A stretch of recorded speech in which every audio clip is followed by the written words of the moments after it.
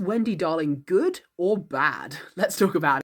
Welcome back once again to Peter Pan Lore and Peter Pan Facts with me, your Peter Pan hobbyist and enthusiast, using my Peter Pan hobbyist enthusiast brain and knowledge to bring you fun facts, lore and trivia, talk about the world of the Neverland, the story of Peter Pan, and answer you guys' questions. So today we're going to answer the question of, is Wendy Darling good or bad? Overall, Wendy is a good character. She does have her moments, but overall, she is good. The original Wendy, at least. Various adaptations of her have been varying degrees of terrible. An argument could be made to say that she's a little too passive at times, but actually I think that that's an important part of her character. She doesn't want to be involved in physical fighting, she very rarely gets into confrontations, she is very good at dispelling things, dispelling conflict. She does it with her own family and her own parents as well. She's actually going to grow up, I think, to be very similar to her mother, who is very good at just calming situations and not making it worse. She shows this around her parents, her family, her brothers, the Lost Boys, and Peter as well. Although, while she tries her best with Peter, ultimately she does leave because her and Peter will never be on the same page.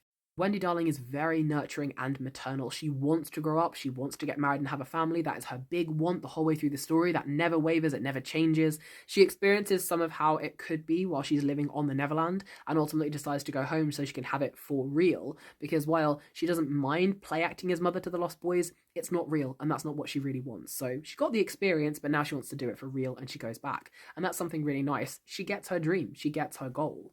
We also know that Wendy Darling is incredibly clever. She actually wins an award for her general knowledge later on, and she can create all these stories and remember all these stories, which she tells to the Lost Boys and later on her own children.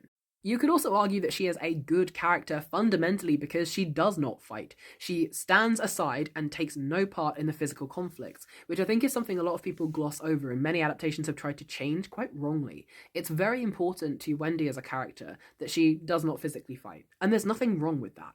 Being someone who doesn't want to physically fight, well, I can't relate to it, many other people can, and so robbing that away from her actually detracts from her character in a big way. And so I enjoy the fact that original Wendy and true Wendy just doesn't want to, and that's fine. No one ever tries to force her to or say, well, of course you shouldn't because you're a girl. She just doesn't want to, and she doesn't.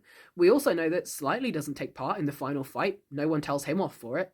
And so, of course, you can choose to see this as Wendy being extra good. She chooses not to indulge in the violence, and there is so much opportunity for it on the Neverland, but at no point does she take part. At no point does she fight anyone, even when Captain Hook is kidnapping her. She doesn't start striking him and fighting him. She acts better than that. She rises above. So you could see that as a really big indicator of her character as well, and a big argument for why Wendy is a good person. Wendy can stand up for herself, though. She is the essential leader of the Lost Boys, though don't tell Peter that. They respect her and listen to her far more than they respect Peter, and eventually they do decide to go home with her, abandoning Peter completely. Peter, too, respects Wendy so much that when she says she wants to go home, he lets her. He immediately gets her organised so she can go home and doesn't try to keep her there. To achieve this, she doesn't need to fight, she doesn't need to be argumentative, she doesn't need to cause any kind of distress. She is just a good person who people listen to and respect. She does have her moments though, she can snap. Her patience and her caringness can be pushed too far, particularly involving Peter and Tinkerbell. With the Lost Boys, while they do niggle her and they do push her patience, she has that patience for them that doesn't really waver. But with Peter, it does snap at one point in particular in the story, but he had been pushing her without realising past the point of patience.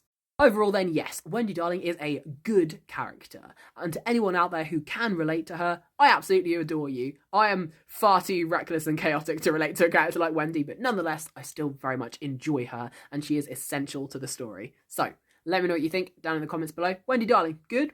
Bad? I'm definitely saying good.